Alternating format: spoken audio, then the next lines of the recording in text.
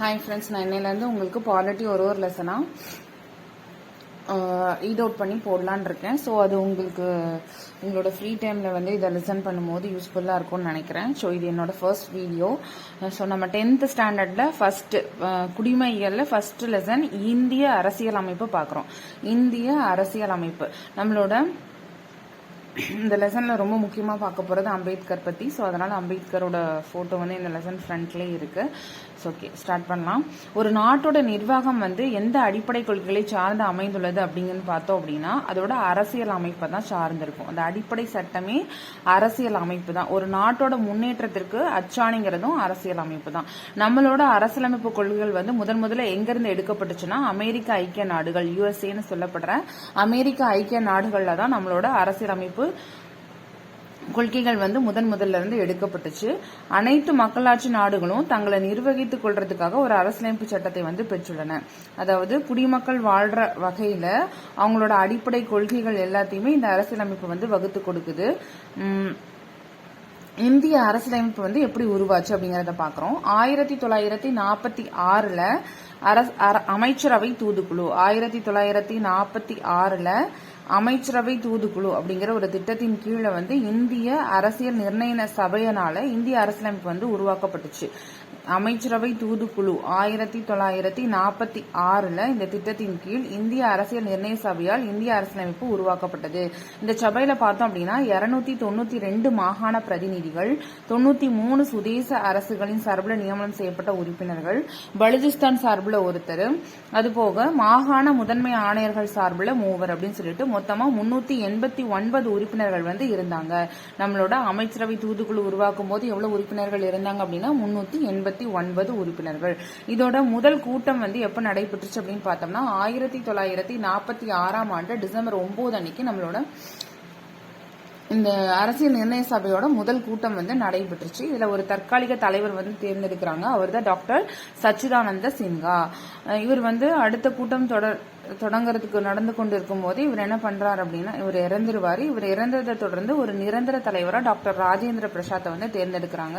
இவர் தான் நம்மளோட அரசியல் நிர்ணய சபையோட முதல் நிரந்தர தலைவர்னு சொல்லப்பட்டவர் டாக்டர் ராஜேந்திர பிரசாத். இவருக்கு 2 துணைத் தலைவர்கள், ஒருத்தர் வந்து HC முகர்ஜி, இன்னொருத்தர் வந்து VT கிருஷ்ணமாச்சாரி. HC முகர்ஜி மற்றும் VT கிருஷ்ணமாச்சாரி. இந்த கூட்டத்தொடர் வந்து 11 அமர்வுகளாக 166 நாட்கள் நடைபெற்றுச்சு. இந்த கூட்டத்தின் போது 2473 திருத்தங்கள் வந்து முன்வைக்கப்பட்டன. இந்த பணியை வந்து டிராப்டிங் கமிட்டி அப்படிங்கிற கமிட்டியில ஒரு 7 பேர் உறுப்பினர்கள் சேர்ந்து இந்த அரசியலமைப்பை வந்து உருவாக்குனாங்க. அதோட தலைவர், அந்த சட்ட வரைவு குழுவின் தலைவர் யாருன்னா டாக்டர் BR அம்பேத்கர். இவர் வந்து இந்திய அரசியலமைப்பின் தந்தை அப்படின்னு சொல்லப்பட்டாரு. டாக்டர் BR அம்பேத்கர் தான் இந்திய அரசியலமைப்பின் தந்தை, சிற்பி, வரைவு குழுவின் தலைவர். எல்லாமே யாருன்னு பார்த்தோம் அப்படின்னா டாக்டர் BR அம்பேத்கர். ஸோ இந்த இந்திய அரசியலமைப்பு சட்டம் வந்து எழுதப்பட்ட பின்னாடி வந்துட்டு பொதுமக்கள் பார்வைக்கும் பத்திரிகைகள்லையும் வெளியிடப்பட்டுச்சு. நிறைய பேர் விவாதிச்சாங்க. இறுதியா வந்து இதுல பார்த்தோம் அப்படின்னா ஒரு முகவுரையும் 22 பாட்டுன்னு சொல்லப்படுற 22 பாகங்களும் 395 சட்டப்பிரிவுகள் மற்றும் 8 அட்டவணைகளை கொண்டதா இருந்துச்சு. ஸோ இது உருவாக்கப்பட்ட போது ஒரே ஒரு முகவுரை, 22 பாகங்கள், 395 சட்டப்பிரிவுகள் மற்றும் 8 அட்டவணைகள் கொண்டதா இருந்துச்சு நம்ம இந்திய அரசியலமைப்பு. இது எப்ப வந்துட்டு ஏற்றுக்கொள்ளப்பட்டுச்சு அப்படின்னா 1949 நவம்பர் 26 அன்னைக்கு ஏற்றுக்கொள்ளப்பட்டது. 1949 நவம்பர் 26ல நம்மளோட அரசியலமைப்பு வந்து ஏற்றுக்கொள்ளப்பட்டது. ஆனா நடைமுறைக்கு எப்ப வந்துச்சு அப்படின்னு பார்த்தோம் அப்படின்னா 1950 ஜனவரி 26. இதை தான் நம்ம குடியரசு தினமாக கொண்டாடுறோம். ஸோ நம்மளோட ரிபப்ளிக் டேவை வந்து எப்படி செலிப்ரேட் பண்றோம் அப்படின்னா இந்த அரசியலமைப்பு சட்டம் வந்து நடைமுறைக்கு கொண்டு வரப்பட்ட நாளை தான் நம்ம குடியரசு தினமா கொண்டாடுறோம். அடுத்து பிரேம் பிஹாரி நரேன் ரைஜடா அப்படிங்கிறவர் தான் இந்திய அரசியலமைப்பு சட்டத்தை அவரோட சொந்த கைப்பட எழுதப்பட்ட இத்தாலி பாணியில வந்து எழுதினவர் யார் அப்படின்னு பார்த்தோம் அப்படின்னா பிரேம் பிஹாரி நரேன் ரைஜடா. இந்திய அரசியலமைப்பு சட்டத்தோட சிறப்பு கூறுகள் பத்தி பார்க்கலாம். இந்த உலகில் இருக்கிற எல்லா எழுதப்பட்ட அரசியலமைப்புலையும் ரொம்ப நீண்ட அரசியலமைப்பு எதுன்னு பார்த்தோம்னா நம்மளோட இந்திய அரசியலமைப்பு தான். இதன் பெரும்பாலான கருத்துக்கள் எப்படி இருக்கும்னா பல்வேறு நாடுகளோட அரசியலமைப்பிலிருந்து பெறப்பட்டவை. இது நெகிழா தன்மை கொண்டதாகவும் இருக்கும், நெகிழும் தன்மை கொண்டதாகவும் இருக்கும். கூட்டாட்சி முறை அரசாங்கத்தை ஏற்படுத்துகிறது. இந்தியாவை சமய சார்பற்ற நாடாக்குகிறது. சுதந்திரமான நீதித்துறையை வழங்குகிறது. உலகளாவிய வயது வந்தோர் வாக்குரிமையை அறிமுகப்படுத்தியதோடு 18 வயது நிரம்பிய குடிமக்கள் அனைவருக்கும் எந்தவித பாகுபாடுமின்றி வாக்குரிமையை வழங்குகிறது. ஸோ 18 இயர்ஸ் நமக்கு கம்ப்ளீட்டட் ஆயிடுச்சுன்னா யாருக்கு வேணாலும் ஓட் பண்ணலாம். ஸோ அந்த உரிமையை நம்மளோட இந்திய அரசியலமைப்பு நமக்கு வழங்குது அப்படின்னு சொல்லி பார்க்குறோம்.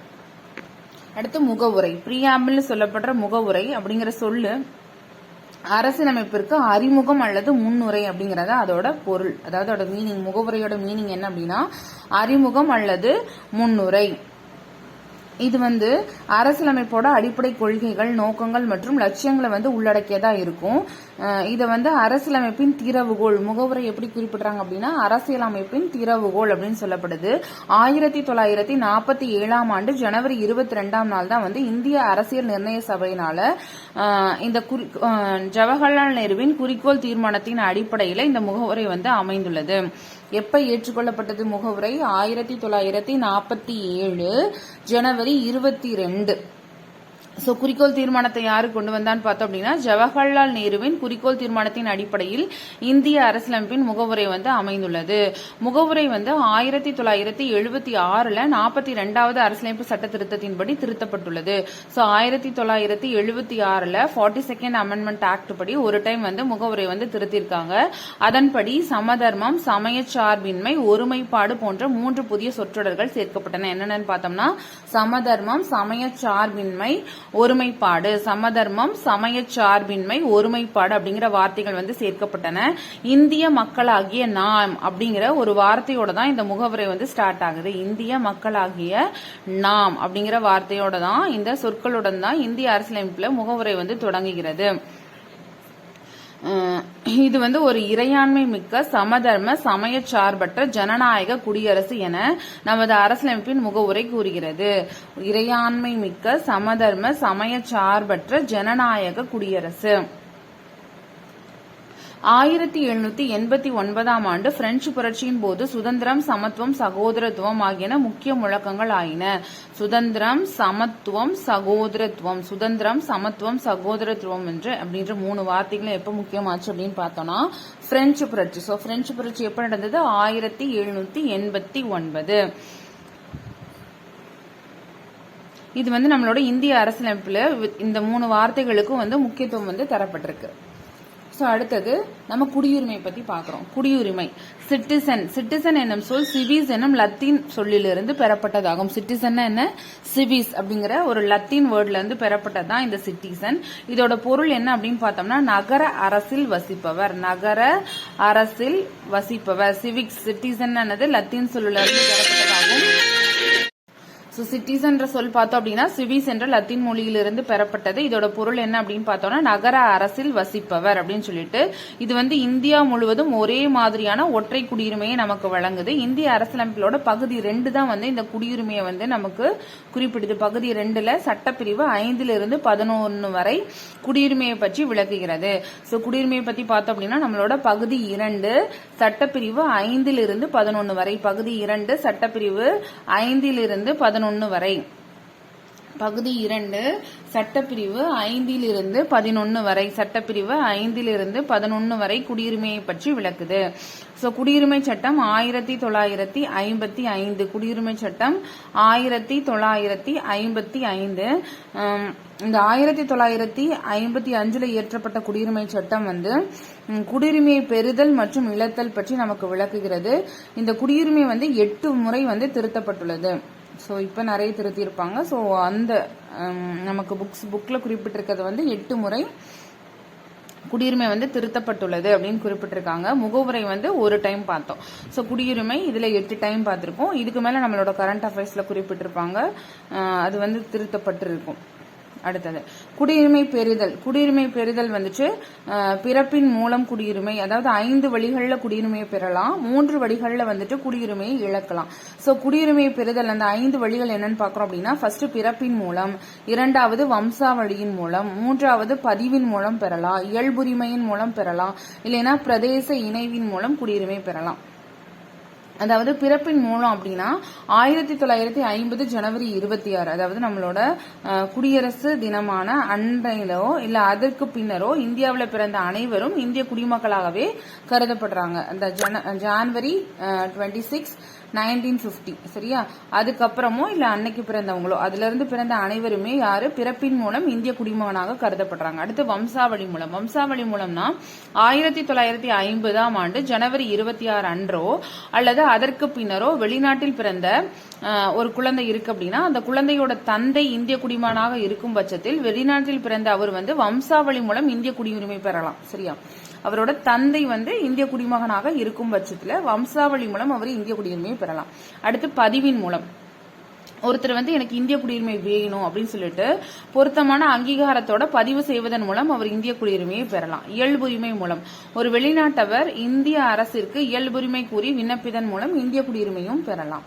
அடுத்து பிரதேச இணைவின் மூலம், அதாவது பிற நாடுகளோட பகுதி இந்தியாவோட இணையும் பட்சத்துல சோ அந்த இணைந்த மக்களும் இந்திய குடிமக்களாகவே கருதப்படுவாங்க. சோ இந்த 5 முறைகள்ல குடியுரிமையை பெறலாம். அடுத்து குடியுரிமை இழத்தல். குடியுரிமை சட்டம் 1955 படி ஒருவர் தன் குடியுரிமை சட்டத்தின் மூலமாக பெறப்பட்டதாகவோ அல்லது அரசியலமைப்பின் கீழ் முன்னுரிமையால் பெறப்பட்டதாகவோ இருக்கும் பட்சத்தில் பெற்ற குடியுரிமையை துரத்தல், முடிவுறச் செய்தல், இழத்தல் அப்படிங்கிற 3 வழிகள்ல குடியுரிமை இழக்கலாம். துரத்தல் அதாவது தானாகவே முன் குடியுரிமையை துரத்தல்.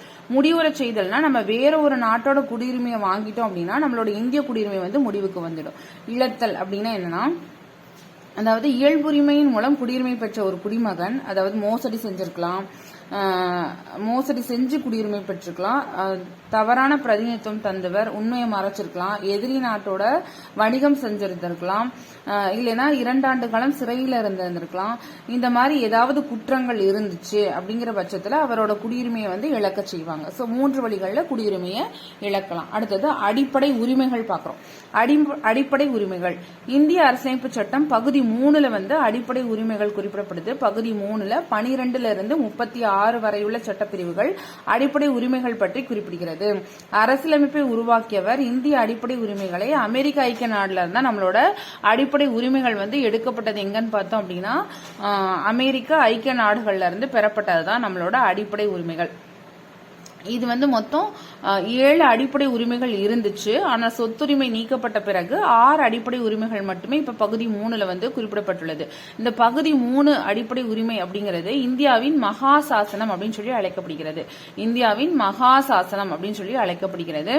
இந்தியாவில் வசிக்கிற எல்லா மக்களுக்கும் அனைவருக்கும் இந்த அடிப்படை உரிமைகள் பொதுவானது.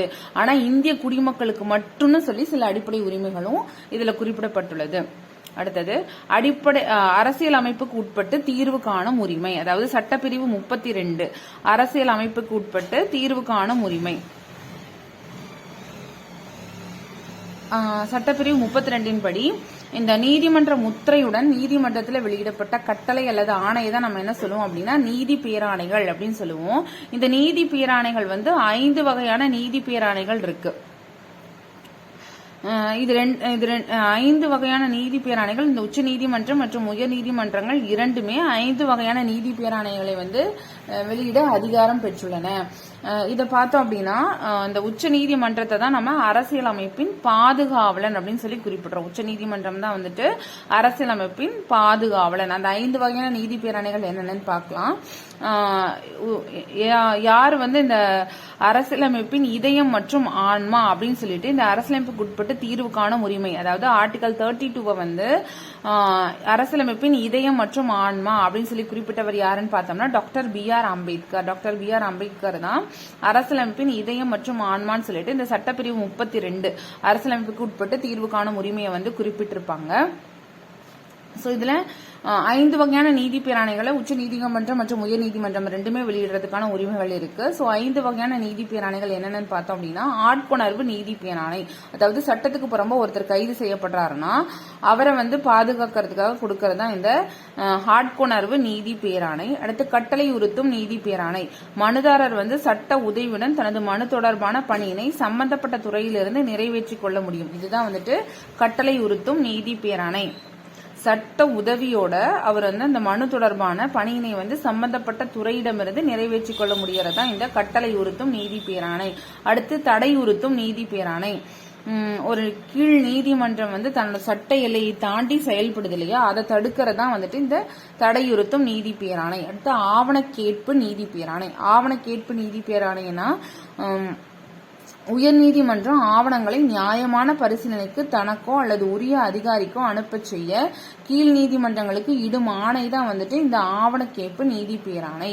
தகுதி முறை வினவும் நீதி பேராணை, அதாவது சட்டத்துக்கு புறம்பாக தகாத முறையில் அரசு அலுவலகத்தை கைப்பற்றுவதை தடை செய்கிறது. இந்த பேராணை என்ன பண்ணுதுன்னா தகுதி முறை வினவும் நீதி பேராணைங்கிறது சட்டத்துக்கு புறம்பாக தகாத முறையில் அரசு அலுவலகத்தை கைப்பற்றுவதை தடை செய்கிறது.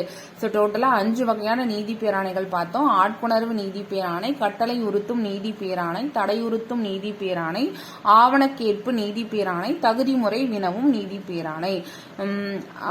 ஆர்டிகல் 32 யாரு சொல்ற, டாக்டர் B.R. அம்பேத்கர் அரசியல் அமைப்பின் இதயம் மற்றும் ஆன்மா அப்படின்னு சொல்லிட்டு குறிப்பிட்டாரு. நம்மளோட அடிப்படை உரிமைகள் பத்தி பார்த்தோம். பகுதி 3ல 12ல இருந்து 35 வரைக்கும் இருக்கிற எல்லா சட்டப்பிரிவுகளும் அடிப்படை உரிமைகள் தான். ஸோ என்னென்ன அடிப்படை உரிமைகள் மொத்தம் 7 அடிப்படை உரிமைகள் இருந்து அதுல சொத்துரிமை நீக்கப்பட்டு இப்ப 6 அடிப்படை உரிமைகள் இருக்கு. ஸோ அந்த 6 அடிப்படை உரிமைகளும் என்னென்னு பார்க்கலாம். ஃபர்ஸ்ட் சமத்துவ உரிமை. சமத்துவ உரிமை அப்படின்றது என்னன்னு பார்த்தோம்னா பிரிவு 14, சட்டத்தின் முன் அனைவரும் சமம். சட்டத்தின் முன் அனைவரும் சமம்ங்கிறது பிரிவு 14. பிரிவு 15 மதம், இனம், ஜாதி, பாலினம் மற்றும் பிறப்பிடம் இவற்றின் அடிப்படையில் பாகுபடுத்துவதை தடை செய்தல் பிரிவு 15.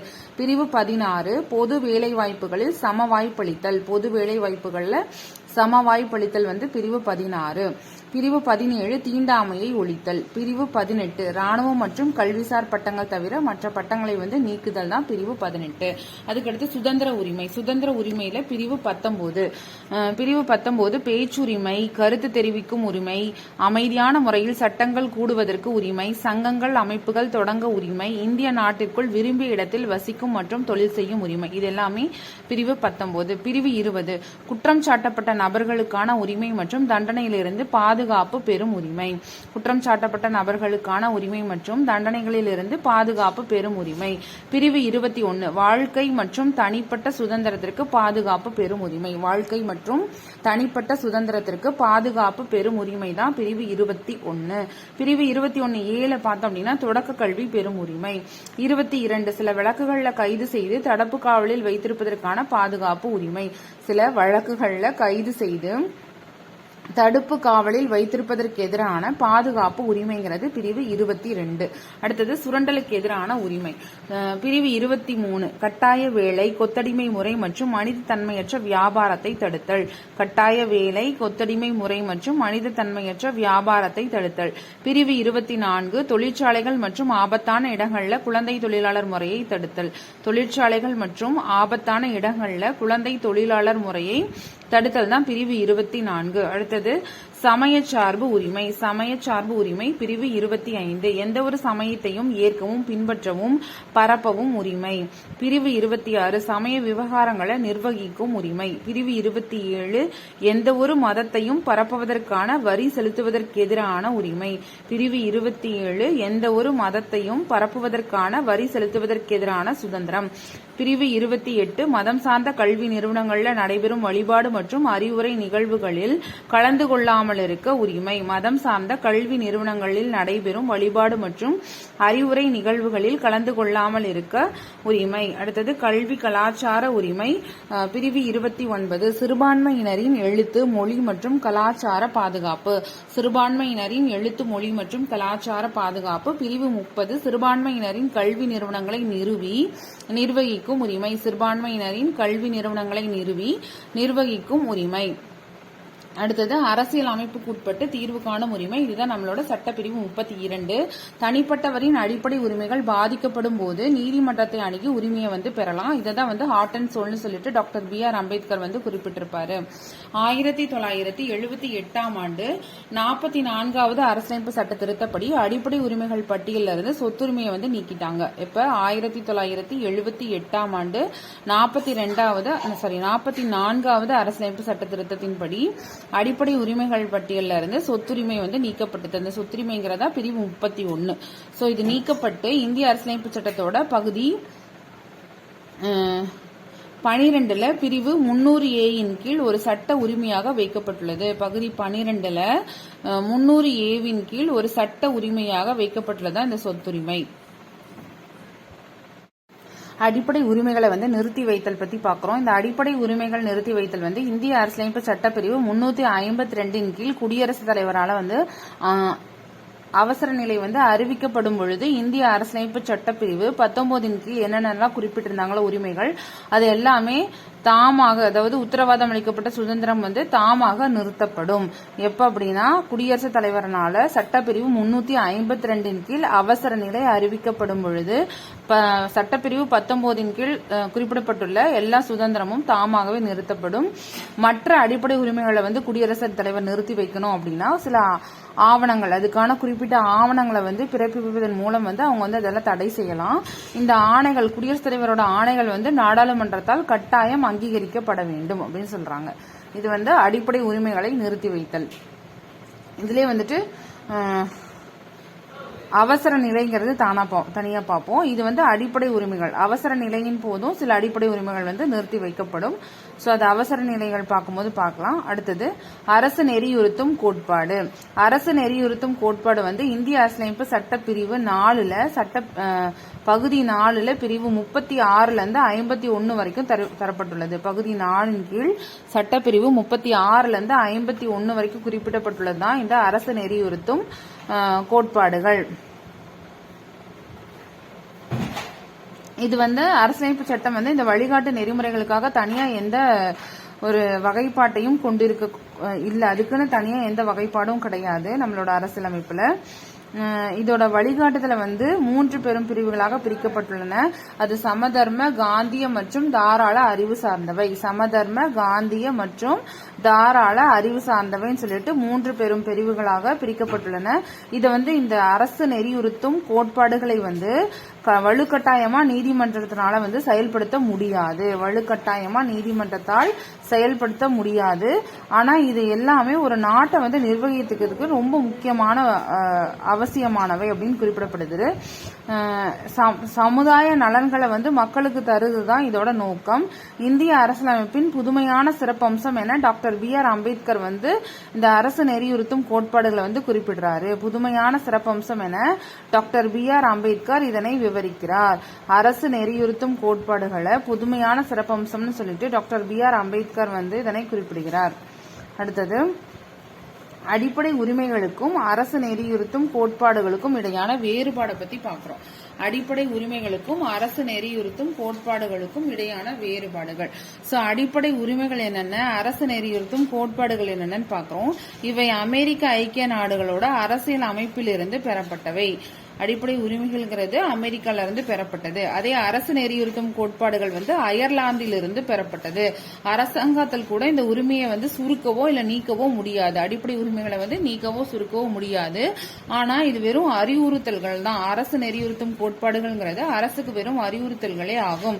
அதே மாதிரி அடிப்படை உரிமைகள் நீதிமன்ற சட்டத்தால் செயற்படுத்த முடியும். அரசு நெறியுறுத்தும் கோட்பாடுகளை நீதிமன்றத்தால கட்டாயப்படுத்தப்பட முடியாது. இவை சட்ட ஒப்புதலை பெற்றவை. அதாவது அடிப்படை உரிமைகள் சட்ட ஒப்புதலை பெற்றவை. அரசு நெறியுறுத்தும் கோட்பாடுகள் தார்மீக மற்றும் அரசியல் ஒப்புதலை பெற்றவை. தார்மீக மற்றும் அரசியல் ஒப்புதலை பெற்றவை. இந்த உரிமைகள் நாட்டின் அரசியல் ஜனநாயகத்தை வலுப்படுத்துகின்றன. இந்த உரிமைகள் பார்த்தோம் அப்படின்னா நாட்டின் அரசியல் ஜனநாயகத்தை, அதாவது அடிப்படை உரிமைகள் நாட்டோட அரசியல் ஜனநாயகத்தை உறுதிப்படுத்துது, வலுப்படுத்துது. அதே அரசு நெறியுறுத்தும் கோட்பாடுகளை செயல்படுத்தும் பொழுது பொழுது சமுதாயம் மற்றும் ஜனநாயகம் வந்து உறுதியாகுது, பொருளாதார ஜனநாயகம் வந்து உறுதியாகுது அப்படின்னு சொல்லப்படுது. இதுதான் வந்து அடிப்படை உரிமைக்கும் அரசு நெறியுறுத்தும் கோட்பாடுக்கும் இடையான டிஃபரன்ஸ் வந்து நம்ம பார்த்தோம். இதே வந்து 2002ஆம் ஆண்டு மேற்கொள்ளப்பட்ட 86வது அரசியலமைப்பு சட்ட திருத்தத்தின்படி இந்திய அரசியலமைப்போட பிரிவு வந்து 45 திருத்தப்பட்டு பிரிவு 21A கீழே வந்து தொடக்க கல்வி, அதாவது அடிப்படை உரிமையா வந்து இந்த பிரிவு 21 சேர்க்கப்பட்டுள்ளது. இந்த திருத்தம் வந்து மாநில அரசுகள் முன்பருவ மழலையர் கல்வி, அதாவது 6 வயது வரையுள்ள குழந்தைகளுக்கு வழங்குறதுக்காக அறிவுறுத்தப்படுது. இதை தான் நம்ம என்ன சொல்றோம் அப்படின்னா early childhood care and education, ECCE அப்படின்னு குறிப்பிடப்படுது. அதாவது 2002ஆம் ஆண்டு 86வது அரசியலமைப்பு சட்ட திருத்தத்தின்படி பிரிவு 45 திருத்தப்பட்டு பிரிவு 21A கீழே வந்துட்டு 6 வயதுள்ள குழந்தைகளுக்கு அடிப்படை உரிமையா தொடக்க கல்வி வந்து வழங்கப்படணும் அப்படின்னு சொல்லிட்டு சேர்க்கப்பட்டுள்ளது. அடிப்படை கடமைகள் பத்தி பாக்குறோம். இந்திய அரசியலமைப்புல அடிப்படை கடமைகள் அப்படிங்கிறது எங்கிருந்து எடுக்கப்பட்டுச்சுன்னா நம்மளோட முன்னாள் சோவியத் யூனியனோட அரசியலமைப்பின் தாக்கத்தால் சேர்க்கப்பட்டதுதான் இந்த அடிப்படை கடமைகள். 1976ஆம் ஆண்டு அமைக்கப்பட்ட சர்தார் ஸ்வரன் சிங் கமிட்டி, இந்த சர்தார் ஸ்வரன் சிங் கமிட்டி தான் வந்துட்டு அரசியலமைப்பு சட்ட திருத்தம் செய்ய பரிந்துரைத்தது. அந்த பரிந்துரையின்படி 1976ல வந்து 42வது அரசியலமைப்பு சட்ட திருத்தத்தின்படி நமது அரசியலமைப்புல வந்து குடிமக்களோட பொறுப்புகள் சொல்லிட்டு சிலவற்றை சேர்த்தாங்க. இந்த சேர்க்கப்பட்ட பொறுப்புகள் தான் வந்து குடிமக்களோட கடமைகள் அப்படின்னு சொல்லிட்டு அழைக்கப்படுது. மேலும் இது அரசியலமைப்பு பகுதி 4A ஒரு புதிய பகுதியை வந்து சேர்த்தது. பகுதி 4A சொல்லிட்டு ஒரு புதிய பகுதியை வந்து சேர்த்தது. இந்த புதிய பகுதியில 51A அப்படிங்கிற ஒரே ஒரு பிரிவை மட்டும் கொண்டுள்ளது. இந்த புதிய பகுதி 4A 51A இதுதான் வந்து என்னது அரசியலமைப்பு கடமைகள். இதுல வந்து 10 அடிப்படை கடமைகள் வந்து குறிப்பிடப்பட்டுள்ளது.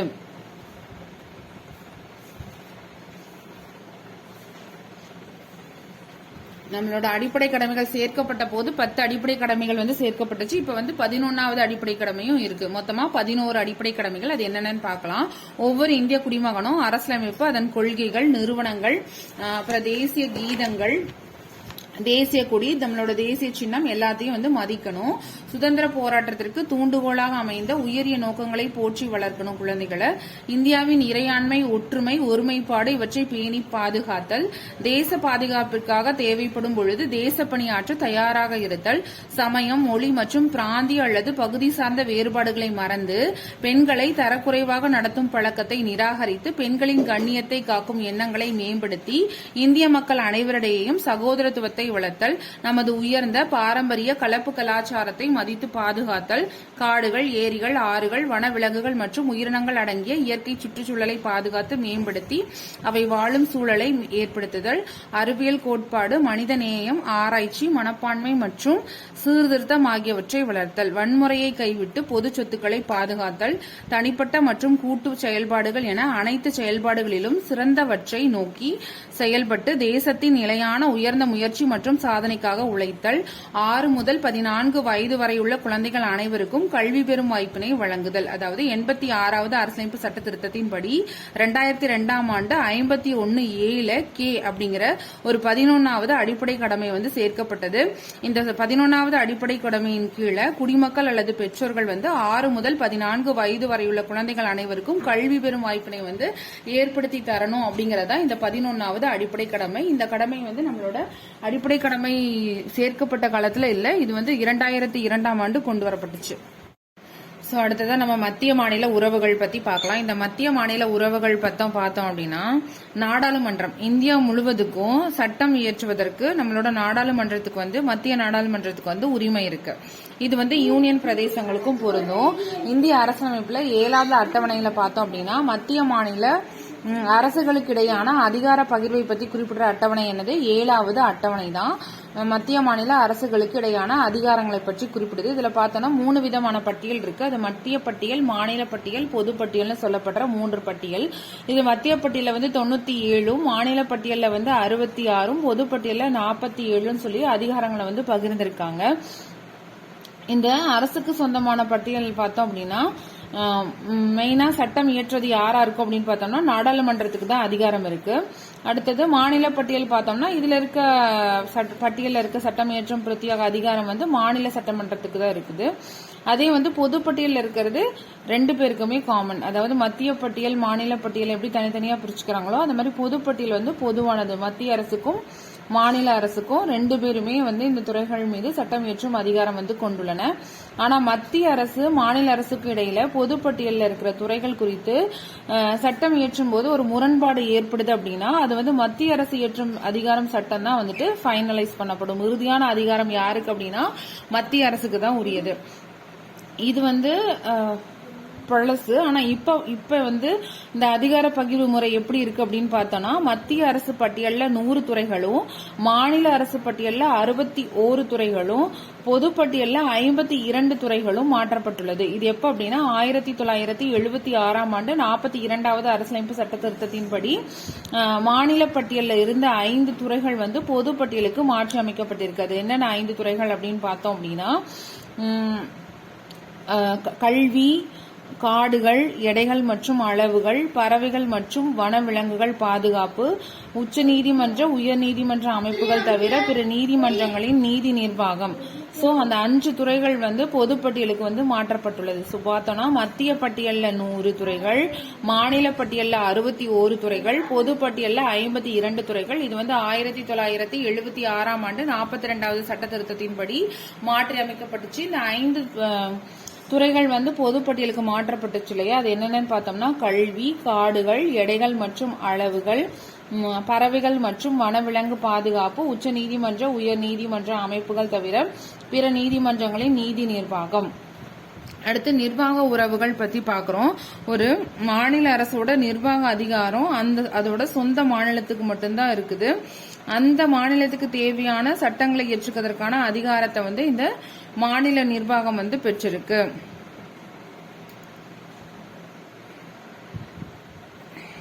நிதி உறவுகள் பத்தி பாக்குறோம். இந்த நிதி உறவுகள் இந்திய அரசியலமைப்பு சட்டத்தோட பகுதி 12 சட்டப்பிரிவு 268 இருந்து 293 வரைக்கும் உள்ள பிரிவுகள் வந்து மத்திய மாநில அரசுகளோட நிதி சார்ந்த உறவுகள் பத்தி குறிப்பிடுகிறது. இந்திய அரசியலமைப்பு சட்டப்பிரிவு பகுதி 12ல சட்டப்பிரிவு 268 இருந்து 293 வரைக்கும் நிதி உறவுகள் பார்த்தோம்னா பகுதி 12ல 268 இருந்து 293 வரைக்கும் மத்திய மாநில அரசுகளோட நிதி சார்ந்த உறவுகள் பத்தி விளக்குகிறது.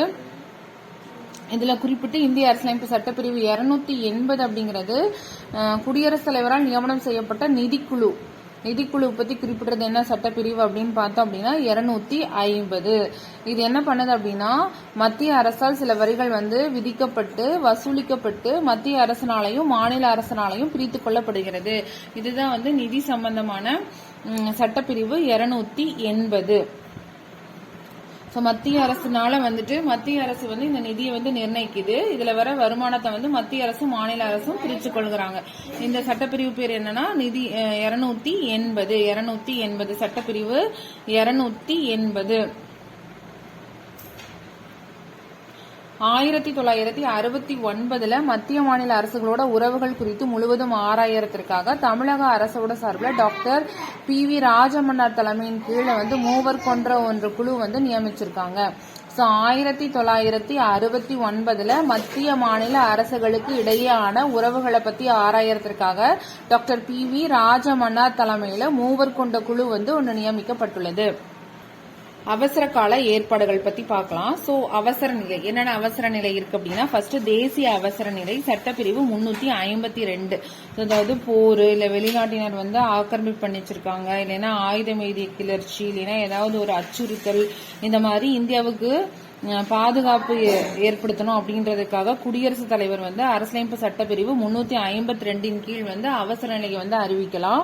இது வந்து இந்த அறிவிக்கப்படும் பொழுது இந்த அவசர நிலை தேசிய அவசர நிலை வந்து 352 அறிவிக்கப்படும் பொழுது வெளிப்புற அவசர நிலை, இதை வந்து வெளிப்புற அவசர நிலைன்னு சொல்றாங்க. அதாவது ஆயுதமேந்திய கிளர்ச்சி காரணமாக அவசர நிலை அறிவிக்கப்படும் பொழுது உள்நாட்டு அவசர நிலை வந்து இது வந்து உள்நாட்டு அவசர நிலை. 2 விதமான அவசர நிலை இருக்கு. ஒன்னு வந்து வெளிநாட்டு ஆக்கிரமிப்பு நடந்துச்சுன்னா அதை வந்து வெளிப்புற அவசர நிலைனும், உள்நாட்டுக்குள்ளேயே வந்துட்டு கிளர்ச்சி நடக்குது அப்படின்னா அதை உள்நாட்டு அவசர நிலைனும் 2 விதமா பிரிச்சு இந்த தேசிய அவசர நிலை வந்து சட்டப்பிரிவு 352 கீழே வந்து போடப்படுது. யாருனால அப்படின்னா குடியரசுத் தலைவரின் கீழ் போடப்படுது. இந்த மாதிரி நம்ம நாட்டில் எத்தனை டைம் வந்து இந்த தேசிய அவசர நிலை போட்டிருக்காங்க அப்படின்னு பார்த்தோம்னா 3 டைம்ஸ். என்னென்ன இயர்னா 1962, 1971, 1975 இந்த 3 வருஷங்களும் வந்துட்டு தேசிய அவசர நிலை 352 வந்து போடப்பட்டுள்ளது. 1962, 1971, 1975. அடுத்தது மாநில அவசர நிலை சட்டப்பிரிவு 356. ஒரு மாநிலத்துல வந்து மாநில அரசுனால கட்டுப்படுத்தப்படாத சூழல் நடக்குது அப்படின்னா அப்ப வந்து ஒரு ஆளுநர் வந்து ஒரு அறிக்கை கொடுப்பாரு குடியரசுத் தலைவருக்கு. அப்ப குடியரசுத் தலைவர் வந்து இந்த அரசியலமைப்பு சட்டப்பிரிவு 356 கீழ் வந்து அவசர நிலையை வந்து அறிவிக்கலாம். 352 வந்து தேசிய அவசர நிலை, இது வந்து 356 வந்து மாநில அவசர நிலை. அதாவது இப்ப எலெக்ஷன் சமயத்துல இந்த மாதிரி அவசர நிலை போடப்படுது 352 படி நடைமுறையில் இருந்தாலும் தேர்தல் ஆணையம் சட்டமன்ற தேர்தலை நடத்த உகந்த சூழல் இல்லை அப்படின்னு சொல்லிட்டு சான்றிதழ் கொடுத்தா எலெக்ஷன் வந்து ஓராண்டை தாண்டியும் தொடர முடியும். அதிகபட்ச அவசர நிலையோட கால அவகாசம் எவ்வளவுன்னு பார்த்தோம் அப்படின்னா 3 வருஷம். அதாவது மாநிலத்துல வந்து குடியரசுத் தலைவரோட சார்பாக ஆளுநர் தான் வந்துட்டு அந்த அதாவது சிஎம்மோட பவர் வந்து கேன்சல் ஆயிட்டு ஆளுநர் தான் வந்துட்டு அந்த ஸ்டேட்டை வந்து ரூல் பண்ணுவார். இதுதான் வந்துட்டு மாநில அவசர நிலை சட்டப்பிரிவு 356. இந்தியாவில் வந்து முதன்முறையாக 1951 பஞ்சாப்ல தான் வந்துட்டு குடியரசுத் தலைவர் ஆட்சி வந்து நடைமுறைப்படுத்தப்பட்டுள்ளது. பஞ்சாப்ல 1951. அடுத்தது பார்த்தோம்னா நிதி சார்ந்த அவசர நிலை சட்டப்பிரிவு 360. தேசிய அவசர நிலை 352, மாநில அவசர நிலை 356, நிதி சார்ந்த அவசர நிலை சட்டப்பிரிவு 360. அதாவது சட்டப்பிரிவு 360 இந்தியாவோட கடன் அதாவது பகுதிகள் ஏதாவது ஆபத்துல இருக்கு அப்படிங்கிற சமயத்துல குடியரசுத் தலைவர் வந்து இந்த சட்டப்பிரிவு 360 வந்து பிறப்பிக்கலாம். அதாவது இந்த மாதிரி சட்டப்பிரிவு 360 வந்து பிறப்பிக்கப்படும் போது மத்திய மாநில அரசு ஊழியர்கள் இருப்பாங்க இல்லையா, அவர்களோட ஊதியம், படிகள், உச்சநீதிமன்ற, உயர்நீதிமன்ற நீதிபதிகள் அவங்களோட ஊதியம் குடியரசுத் தலைவரோட ஒரு ஆணையின் மூலம் குறைக்கப்படும். இந்த வகையான அவசர நிலை வந்து இதுவரைக்கும் இந்தியாவில் நடந்ததே இல்லை. நிதி சார்ந்த அவசர நிலை வந்து சட்டப்பிரிவு 360 வந்து இது வரைக்கும் பிறப்பிக்கப்பட்டது இல்லை. சரியா? அடுத்தது அரசியலமைப்பு சட்ட திருத்தம். அரசியலமைப்பு சட்ட திருத்தம் அதாவது அமெண்ட்மெண்ட் அப்படின்னு சொல் வந்து மேம்படுத்துதல், சிறு மாறுதல்கள் அப்படிங்கறத குறிப்பிக்கிறது. இந்த சட்டப்பிரிவு வந்து பகுதி 20 கீழ் 368 சட்டப்பிரிவு 368 நம்ம அரசியலமைப்புல சட்ட திருத்தம் பண்ணணும் அப்படின்னா சில முறைகளை வந்து பின்பற்றி இந்த திருத்தம் செய்யறதுக்கு நாடாளுமன்றத்துக்கு அதிகாரத்தை பத்தி தெரிவிக்கிறதா இந்த சட்டப்பிரிவு 368. அதாவது என்னென்ன வழிமுறைகள் வந்து இதுல பின்பற்றாங்க, ஒரு அரசியலமைப்பு சட்ட திருத்தம் கொண்டு வரதுக்கு என்னென்ன வழிமுறைகள், அதாவது நாடாளுமன்றத்துல 2 அவைகளிலும் அரசியலமைப்பு சட்ட திருத்த மசோதா வந்து அறிமுகப்படுத்தணும். அப்ப நாடாளுமன்றத்தோட ஒவ்வொரு அவையிலையும் ஒட்டுமொத்த உறுப்பினர்களோட பெரும்பான்மை உறுப்பினர்கள் இல்லைன்னா அவைக்கு வந்தவர்கள பார்த்தோம் அப்படின்னா 3/2 பங்கு குறையாமல் மசோதாவுக்கு ஆதரவா வாக்களிச்சா மட்டுமே குடியரசுத் தலைவரோட ஒப்புதலுக்காக இந்த சட்ட திருத்தம் வந்து அனுப்பப்படணும். சரியா? 3/2 பங்குக்கு குறையாம மசோதாவுக்கு ஆதரவு தந்தா மட்டுமே குடியரசுத் தலைவரின் ஒப்புதலுக்கு அனுப்பப்பட வேண்டும். குடியரசுத் தலைவர் ஒப்புதல் அளித்த பின் மசோதா திருத்தப்பட சொற்களுடன் அரசியலமைப்பில் ஏற்றுக்கொள்ளப்படும். நாடாளுமன்றத்தால் மட்டுமே அரசியலமைப்பு சட்ட திருத்தத்தை கொண்டு வர முடியும். அரசியலமைப்பு சட்ட திருத்தத்தை யாருனால கொண்டு வர முடியும் அப்படின்னு பார்த்தோம்னா நாடாளுமன்றத்தால் மட்டும்தான் இந்த அரசியலமைப்பு சட்ட திருத்தத்தை கொண்டு வர முடியும். சட்ட திருத்தம் கொண்டு வரணும் அப்படின்னா 2 அவைகளிலையும் இந்த மசோதா வந்து அறிமுகப்படுத்தப்படணும். நாடாளுமன்றத்தோட ஒவ்வொரு அவையிலையும் ஒட்டுமொத்த உறுப்பினர்களோட பெரும்பான்மை உறுப்பினர்களோட வந்து பங்கை வந்து ரிசீவ் பண்ணணும். அந்த பெரும்பான்மை உறுப்பினர்கள் பங்கு அப்படின்னா 3/2 பங்குக்கு குறையாம மசோதாவிற்கு ஆதரவாக வாக்களிச்சா மட்டும்தான் குடியரசுத் தலைவரோட ஒப்புதலுக்கு அனுப்பப்படும். குடியரசுத் தலைவர் ஒப்புதல் அளிச்சுட்டாங்க அப்படின்னா இந்த மசோதா வந்து திருத்தப்பட்ட சொற்களுடன் அரசியலமைப்புல ஏற்றுக்கொள்ளப்படும். இந்த சட்ட திருத்தத்தை யாருனால கொண்டு வர முடியும் அப்படின்னா நாடாளுமன்றத்தால மட்டும்தான் கொண்டு வர முடியும். மாநில சட்டமன்றத்தால் அரசியலமைப்பில் எந்த ஒரு சட்ட திருத்தத்தையும் கொண்டு வர முடியாது. அரசியலமைப்பு சட்ட திருத்தத்தோட வகைகள் பத்தி பாக்குறோம். நம்மளோட அரசியலமைப்பின் சட்டப்பிரிவு 368 படி 3 வகைகள்ல வந்து நம்ம அரசியலமைப்பு சட்ட திருத்தத்தோட வகைகள் பார்க்கிறோம். 3 வகையான சட்டப்பிரிவு, அதாவது சட்டப்பிரிவு 368 படி 3 வகைகள்ல அரசியலமைப்பு சட்ட திருத்தம் பண்ணலாம். நாடாளுமன்றத்தோட சாதாரண அறுதி பெரும்பான்மை மூலம் திருத்தப்படுதல், நாடாளுமன்றத்தின் சாதாரண அறுதி பெரும்பான்மை மூலம் திருத்தப்படுதல், நாடாளுமன்றத்தோட சிறப்பு அறுதி பெரும்பான்மை மூலம் திருத்தப்படுதல், நாடாளுமன்றத்தின் சிறப்பு அறுதி பெரும்பான்மையுடன் பாதிக்கு மேற்பட்ட மாநில சட்டமன்றங்களோட ஒப்புதலை பெறுவதன் மூலம் திருத்தப்படுதல் சொல்லிட்டு 3 வகைகள் வந்து சட்ட திருத்தம் பண்ணப்படலாம். அரசியலமைப்புல 42வது சட்ட திருத்தத்தை தான் நம்ம என்ன சொல்றோம் அப்படின்னா குறு அரசியல் அமைப்பு அப்படின்னு சொல்றோம். அரசியலமைப்பின் 42வது சட்ட திருத்தம் வந்து குறு அரசியல் அமைப்பு அப்படின்னு சொல்லப்படுது. அரசியலமைப்பு சீர்திருத்த குழுக்கள் பத்தி பார்க்கலாம். அரசியலமைப்பு செயல்பாடு குறித்து ஆய்வு செய்ய 2000 ஆண்டுல வந்து இந்திய அரசு ஒரு தீர்மானத்தின்படி திரு எம்.என். வெங்கடாச்சலையா தலைமையில அரசியலமைப்பு சட்ட செயல்பாட்டிற்கான தேசிய சீராய்வு ஆணையத்தை அமைச்சது. எப்படின்னு பார்த்தோம்னா 2000 வருஷத்துல எம்.என். வெங்கடாச்சலையா தலைமையில அரசியலமைப்பு சட்ட செயல்பாட்டிற்கான தேசிய சீராய்வு ஆணையம் ஒன்றை அமைத்தது. அரசோட பல்வேறு நிலைகள், அவற்றிற்கிடையான தொடர்பு மற்றும் பங்களிப்பு குறித்து ஆராய ஏப்ரல்ல 2007 ஆண்டு 3 உறுப்பினர்கள் கொண்ட எம்.எம். பூஞ்சி தலைமையில அப்போ ஒரு ஆணையம் வந்து அமைக்கப்பட்டுச்சு. 2000 ஆண்டுல பார்த்தோம்னா எம்.என். வெங்கடாச்சலையா தலைமையில, 2007 வந்து 3 உறுப்பினர்கள் கொண்ட எம்.எம். பூஞ்சி தலைமையிலையும் ஒரு சீர்திருத்த குழு வந்து அமைக்கப்பட்டுச்சு. சோ இதோட நம்மளோட ஃபர்ஸ்ட் லெசன் வந்து ஓவர். புக் பேக் கொஸ்டின்ஸ் பார்க்கலாம். கீழ்காணும் வரிசையில் முகவுரை பற்றி சரியான தொடர்பு. இறையாண்மை, சமதர்ம, சமயச்சார்பற்ற ஜனநாயக குடியரசு. இறையாண்மை, சமதர்ம, சமயச்சார்பற்ற ஜனநாயக குடியரசு. இந்திய அரசியலமைப்போட முகவுரை வந்து எத்தனை வரை திருத்தப்பட்டுள்ளது? ஒரே ஒரு முறை தான் வந்து திருத்தப்பட்டுள்ளது. ஒரு வெளிநாட்டவர் கீழ்காணும் எதன் மூலம் இந்திய குடியுரிமையை பெற முடியும் அப்படின்னு பார்த்தோம்னா அவர் வம்சாவளி மூலம். ஒருவேளை அவரோட தந்தை வந்து இந்தியாவில் பிறந்திருந்தவரா இருந்தா வம்சாவளி மூலம், பதிவு செய்வதன் மூலம், இயல்புரிமை கோரி 3 வகைகளையும் வந்துட்டு அவர் வந்து குடியுரிமை வந்து பெற முடியும். அதனால மேற்கண்ட அனைத்தும். மாறுபட்ட ஒன்றை கண்டுபிடி. இதுல என்ன இருக்கு? சமத்துவ உரிமை, சுரண்டலுக்கு எதிரான உரிமை, சொத்துரிமை, கல்வி மற்றும் கலாச்சார உரிமை. இதுல 4 உரிமைகள்ல 3 உரிமை வந்து இப்ப அட் பிரசன்ட்ல இருக்கு. சொத்துரிமை வந்து அடிப்படை உரிமையில இருந்து நீக்கப்பட்டுருச்சு. அடுத்தது கீழ்காண்பவற்றில் ஒன்று அடிப்படை உரிமையை பயன்படுத்துவதற்கு உதாரணம் இல்லை. அதாவது பெற்றோர்களோட பூர்வீக சொத்து வந்து அவரோட பிள்ளைகளுக்கு செல்லுதல் அப்படிங்கிறது அடிப்படை உரிமையில கிடையாது. அடுத்து பின்வருவற்றில் எந்த உரிமையை டாக்டர் B.R. அம்பேத்கர் அவர்களால் இந்திய அரசியலமைப்பின் இதயம் மற்றும் ஆன்மா அப்படின்னு சொல்லப்படுதுன்னா அரசியலமைப்புக்கு உட்பட்டு தீர்வு காணும் உரிமை. அதாவது ஆர்டிகல் 32 தான் வந்துட்டு இதயம் மற்றும் ஆன்மா அப்படின்னு சொல்லிட்டு டாக்டர் B.R. அம்பேத்கர் வந்து குறிப்பிட்டிருக்காரு. அடுத்து அடிப்படை உரிமைகள் எவ்வாறு நிறுத்தி வைக்கப்பட முடியும் அப்படின்னு பார்த்தோம்னா தேசிய அவசர நிலையின் போது குடியரசுத் தலைவரோட ஆணையினால அடிப்படை உரிமைகள் வந்து நிறுத்தி வைக்கப்படும். நமது அடிப்படை கடமைகள் எங்கிருந்து எடுக்கப்பட்டதுன்னா சோவியத் ரஷ்யா, அதாவது ரஷ்ய அரசியலமைப்புல இருந்து எடுக்கப்பட்டது. எந்த பிரிவின் கீழ் நிதிநிலை அவசர நிலை அறிவிக்க முடியும் பார்த்தோம்னா சட்டப்பிரிவு 360. எந்த குழுக்கள், கமிஷன்கள் மத்திய மாநில உறவு பற்றி பரிந்துரை செய்தன அப்படின்னு பார்த்தோம்னா 2 குழுக்கள். ராஜமன்னார் குழு வந்து தமிழ்நாட்டில் 1969லையும், சர்க்காரியா குழு வந்து 1983ல இது வந்து சென்ட்ரல் கவர்மெண்ட்னால கொண்டு வரப்பட்டுச்சு. இந்த 2 குழுக்களும் வந்து மத்திய மாநில உறவுகளை பற்றி ஆராயறதுக்காக பரிந்துரை செய்யப்பட்ட குழுக்கள். அடுத்து முதல்ல அரசியலமைப்பு அப்படிங்கிற கொள்கை வந்து எங்க இருந்துச்சுன்னா அமெரிக்க ஐக்கிய நாடுகள்ல இருந்து தான் தோன்றுச்சு. அரசியல் நிர்ணய சபையோட தற்காலிக தலைவரா யார் நிர்ணயிக்கப்பட்டார்? டாக்டர் சச்சிதானந்த சின்ஹா தான் வந்துட்டு தேர்ந்தெடுக்கப்பட்டார். இந்திய அரசியலமைப்பு ஏற்றுக்கொள்ளப்பட்ட நாள் மற்றும் ஆண்டு 1949 நவம்பர் 26ல வந்து ஏத்துக்கிட்டாங்க. மொத்தமா எத்தனை நீதி பேராணைகள் இருக்கிறதா சட்டப்பிரிவு 32ல குறிக்கப்பட்டுள்ளது? 5 வகையான நீதி பேராணைகள். இந்திய குடிமக்களுக்கு அடிப்படை கடமைகள் அப்படிங்கிறது எந்த பிரிவின் கீழ் சேர்க்கப்பட்டுச்சுன்னு பார்த்தோம்னா 51A கீழே தான் வந்துட்டு அடிப்படை கடமைகள் வந்து சேர்க்கப்பட்டுச்சு. குடியுரிமை சட்டம் 1955 ஆண்டு கொண்டு வரப்பட்டதுதான் எனது குடியுரிமை சட்டம். முகவுரைங்கிறது யாருனால கொண்டு வரப்பட்டுள்ளது? ஜவஹர்லால் நேரு அவர்களால கொண்டு வரப்பட்டுள்ளது. குறு அரசியலமைப்புன்னு எதை சொல்றோம்? 42வது அரசியலமைப்பு சட்ட திருத்தத்தை தான் நம்ம குறு அரசியலமைப்பு அப்படின்னு சொல்றோம். செம்மொழி அப்படிங்கிறது தமிழ் மொழி தான் வந்துட்டு முதல்ல கொண்டு வரப்பட்ட செம்மொழி.